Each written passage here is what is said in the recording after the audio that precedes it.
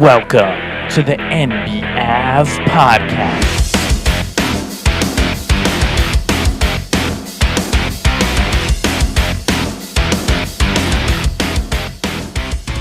Welcome back to NBAV, the NBA Avenue podcast, where we are just trying to figure out where are we. We have 4 conference semifinal playoff series happening right now. Each one of them has played 2 games. 2 of the series see 2-0 leads, and 2 of the series see 1-1 ties. I think the first one we can scrub off the table that we don't need to discuss too much yet is the Boston Celtics Cleveland Cavaliers series. For the most part, Boston's the dominant team. Yeah, they lost game 2, but they did the same thing in the Miami series, and I don't think you're really going to see anyone start to worry about the Boston Celtics until they go down in the series. So if they go down in the series, maybe we'll start to talk about them, but even so, even if Cleveland can take this into a 6 or 7 game series, it's unlikely that they'll be able to beat Boston. And if this does go into a late series, what would Donovan Mitchell look like at that point? He's only going to deteriorate. His condition's only going in one direction. It's not up. It's going down. He's going to have to really carry this team more and more and more and more. And if this goes deep, Boston is definitely better suited to win games 6 and 7 late. After that, we may as well talk about the series in the other series in the East, which is the Knicks against the Pacers. The Knicks were your classic 2 seed. They really deserve to be the 2 seed. If they would have had OG Anunoby the entire year, they would have been probably dominantly the 2 seed. They very rarely lose with OG on the team, and that's gone the same for the playoffs. The problem is OG is now injured. So the Knicks played extremely well to win that game late. It was actually probably one of their least close games that they've played over the last 7 games or so, however many, 8 games, however many they've played. They played 6 in the first round, and now so 8 games in the playoffs. This was probably one of their least close playoff games that they've played so far, was that game 2 against the Indiana Pacers. And what's interesting about the Pacers is you'd think, the Pacers are going to get out-rebounded, and the Pacers are not going to play great defense, which is true most of the time. But even with all the Knicks' injuries, the Knicks are still out-rebounding the Pacers. And then you have the interesting part of the guard dynamic, where for the most part, when the Knicks played Philly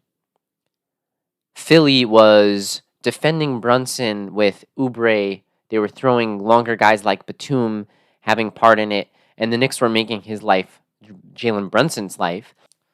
And the Pacers have a very different roster, so the Pacers aren't using the length. The Pacers are just matching up guys who are kind of more similar to Brunson in stature and in size.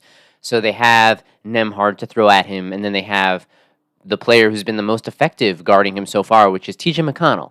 And McConnell's a gamer. McConnell's a player. He's annoying. If you're playing against him, he's better than you think. He was great all year long. He was really, really good. The Pacers bench is playing better than the Pacers starting unit. And it's a little bit perplexing. One of the things that I've not been able to figure out for almost this entire season was, since Tyrese Halliburton cooled off from that play-in tournament and from looking like this incredible top-of-the-league point guard talent, is, okay, he got injured, and then eventually he came back. And he has moments where he looks totally fine.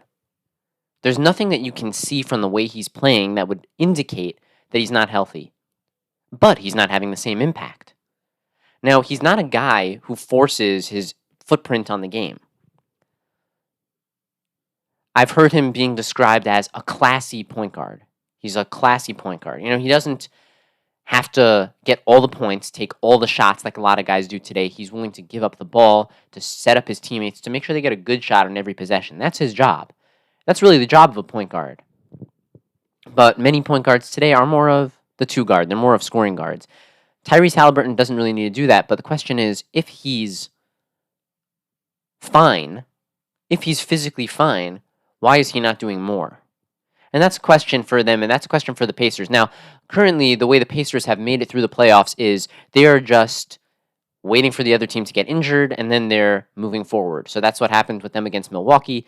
They got to play Milwaukee without Giannis Antetokounmpo on the court. Then they also got to play Milwaukee a couple of games without Damian Lillard on the court. and other players missed some time as well. Throughout all of that, they managed to win in 6 games. They still lost 2 games, including a game they lost without Giannis and Lillard on the floor for Milwaukee. They still lost one of those games because Indiana's a very inconsistent team, and Milwaukee still had a couple other pieces, enough to win some games. But ultimately, Indiana moved on, and now they're playing the Knicks, and they're trying to do the same thing. Problem is, for Indiana, the Knicks are a little bit of a deeper team, and the Knicks haven't lost their top player yet. Yeah, the Knicks lost Julius Randle. He's not around. The Knicks lost Mitchell Robinson now for the time being. They lost Bojan Bogdanovic. All 3 of those guys, very instrumental. We can debate Julius Randle and the impact that he's had in the playoffs historically, but all of those are good players. And now they get the worst one so far, which is OG Anunoby. And why is this such a pivotal injury in this series? Because look at the record that the Knicks have had with OG. They only lost 3 or 4 regular season games with him. They were like close to something around 18-3 with him in the regular season in games he played. And then in the playoffs, they beat the Sixers in 6. They beat them 4-2. And now they won 2 more. So they're 8-2 in the playoffs.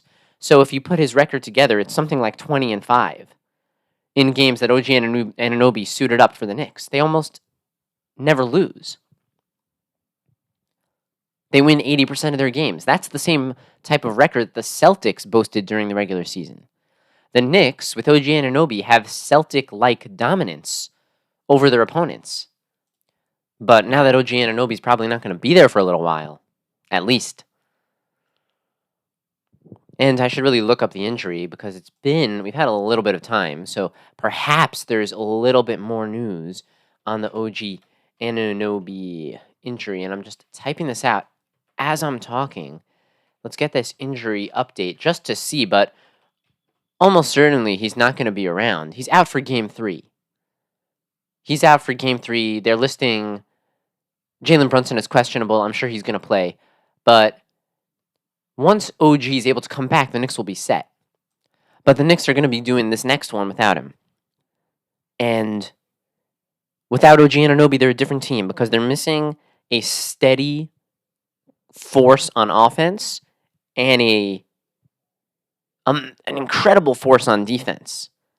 So now, how's this going to shift? This is going to mean that if Brunson plays, and Brunson is hurt, then you're going to have Brunson, you're going to have a lot of Dante, you're going to have Josh Hart playing the entire game like he always does, and you're going to have the duo on and off of Hartenstein and Ochoa. That will be fine. Both of those guys are really good. The Knicks have 3 centers, and all of them are very good, but they're all different. Mitchell Robinson is the least mobile, but he's the best shot blocker, best rim protector. Probably the least amount of scoring. Hartenstein has the most scoring. He's pretty mobile, but he's probably, in some ways, not as good of a defender as Precious.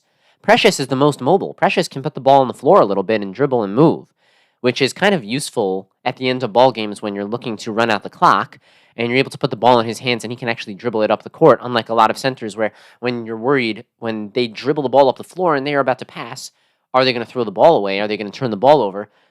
You're not really worried about that with Precious. So each of these guys really have their own unique strengths. They're all different, but they're all very good. And if Brunson really is going to play a little less in this next game, or maybe not play, you're going to see a ton of Miles McBride.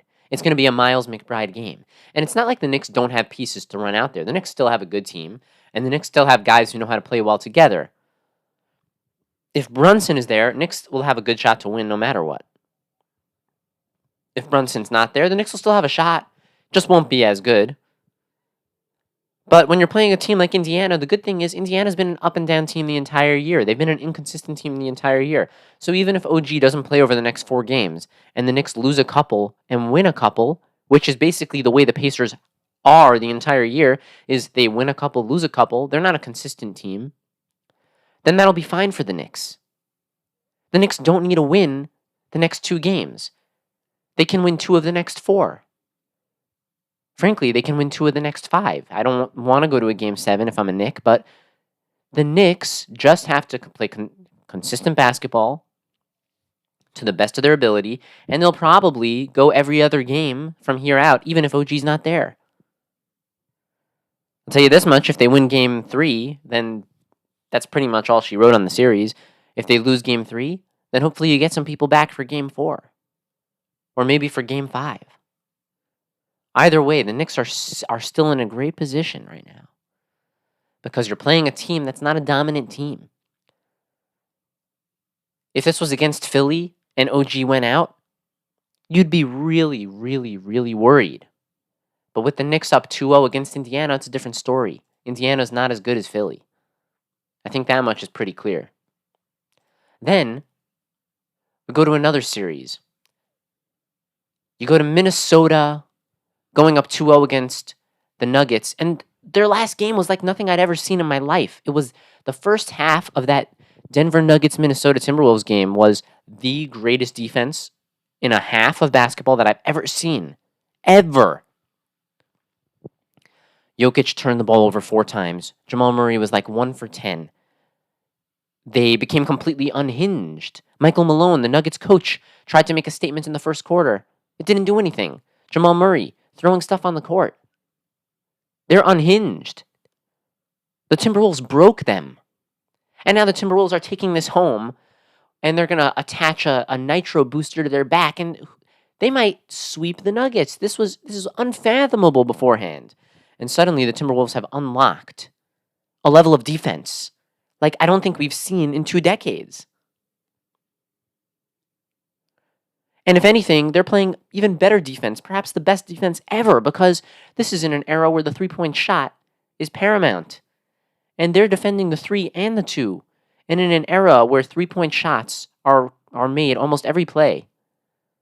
And in an era where teams are routinely scoring above 110 in the playoffs, they held the Nuggets to 35 points and a half, 80 for the game. That doesn't happen in this world in 2024. That doesn't happen. The Nuggets got shut down. The champs got shut down. The best player in the league got shut down. Playoff Murray. Shut down. I've never seen anything like it. I had no choice but to switch my NBA champion pick to the Timberwolves. No choice. Unless Edwards goes down, they can't be stopped. How can you watch a defensive effort like what the Timberwolves did against the Nuggets in Game 2 and not think that they're going to go all the way? I don't see any other way after seeing that. I can't get attached to my picks and say, hey, I know I picked Dallas to come out of the West, and I'm going to stick with that. I can't. After watching what Minnesota did, I don't see how you cannot think that they're going to win it all. It was ridiculous. They did it without Gobert. They stopped the Nuggets. The Nuggets scored 35 points and a half without going up against Gobert. It's unreal what Minnesota did. And what's Denver going to do now? Denver's going to have to hope that Murray gets healthier, which he won't. Denver's going to have to hope that some of the role players go on the road and start to make some shots, which they probably won't. Michael Porter Jr. is a guy who is a great, great, great shooter, but the way the Timberwolves defense is, his shots are hitting the level of difficulty where they're probably not going in. And if you're not getting the best version of Jamal Murray, if Jokic is struggling, Porter's not going to hit shots, and now you're relying on Aaron Gordon for your key offense, as a guy who has to create and shoot, you're in big trouble. Not to mention Reggie Jackson, your backup point guard, is dealing with injuries. You're in big, big, big trouble. And Minnesota's probably got your number right now, heading home up 2-0. And you better watch out, because you're in grave, grave danger of being swept in the second round as the reigning NBA champs. And the last series we have is perhaps the most interesting one, where the Thunder won the first game, and all the Thunder fans were getting very, very big heads. They were going wild, absolutely wild on Twitter, responding back to everybody who thought the Mavericks would win, but it was only one game. Dallas comes back and wins game 2, and they take an upper hand in the series, winning one on the road. Not to say that the Thunder can't come back and win one in Dallas. They certainly can, but this is a series. To get swelled egos after game one when you're supposed to win game one, that's a big mistake. You got to see how the series goes. Dallas, even with an injured Luka, still managed to beat you in game two. Yeah, there's a lot of good things about this Thunder team. First of all, great defense, great offense, and the way that they defend the Dallas Bigs are having a lot of trouble because what I realized is Dallas Bigs, yeah, they're amazing in the lob game, but if Oklahoma City is preventing the lob game to some extent, Lively is not really able to catch the ball in the post and put on a post move and score. He's really only a defender and a dunker. So if he's not able to get the ball in the post and score, then the big versus little advantage that they have isn't as pronounced.